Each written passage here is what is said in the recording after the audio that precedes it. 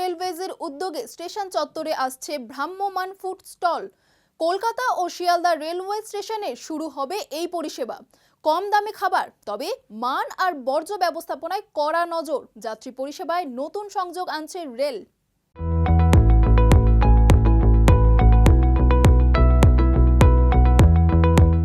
Rail যাত্রীদের জন্য দারুণ খবর। স্টেশনে এবার হরেক রকম খাবারের সম্ভার পেয়ে যাবেন যাত্রীরা। চলার পথে সেই খাবারেই ভরিয়ে নিতে পারবেন পেট। এর জন্য পকেটও ফুটো হবে না, কারণ দাম থাকবে সাধ্যের মধ্যে। এবার রেল স্টেশনে মুভিং ফুড স্টল চালু করার পরিকল্পনা পূর্ব রেলের। রেল সূত্রে জানা গিয়েছে, বিভিন্ন স্টেশনগুলিতে ঢোকার পথে চুক্তির ভিত্তিতে স্টল বসানোর অনুমতি দেবে ভারতীয় রেলওয়ে। সেই স্টলে খাবারও বিক্রি করা যাবে। এর সবথেকে বড় বিশেষত্ব হলো, এই স্টলগুলি প্রয়োজন মতো এদিক থেকে ওদিক করা যাবে।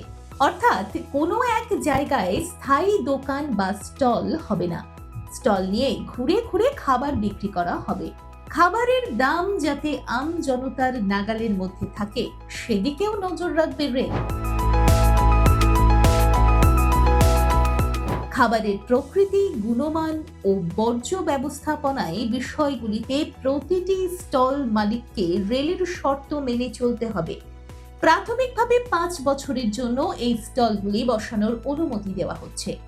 শুরুতে কলকাতা ও শিয়ালদহ স্টেশনে 2টি ভ্রাম্যমাণ স্টল বসবে যাত্রীদের সুবিধার্থে।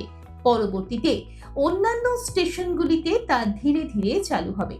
রেল সূত্রে খবর, এই ভ্রাম্যমাণ ফুড স্টল দেওয়ার জন্য প্রথমেই বিক্রেতার লাইসেন্স থাকতে হবে, তবেই এই স্টল বসানো যাবে। বর্জ্য ব্যবস্থাপনার দিকে নজর দেওয়া হবে। খাবার বিক্রি করতে গিয়ে স্টেশন যাতে নোংরা না হয় তার খেয়াল রাখতে হবে বিক্রেতাকেই। যত্রতত্র আবর্জনা ফেলা যাবে না। ভ্রাম্যমাণ ফুড স্টলের কারণে যাত্রীদের যাতায়াত বা ট্রেনে ওঠানামার যাতে কোনো সমস্যা না হয় তাও নিশ্চিত করতে হবে। এই স্টলকে নির্দিষ্ট জায়গার মধ্যেই ঘোরাফেরা করতে হবে।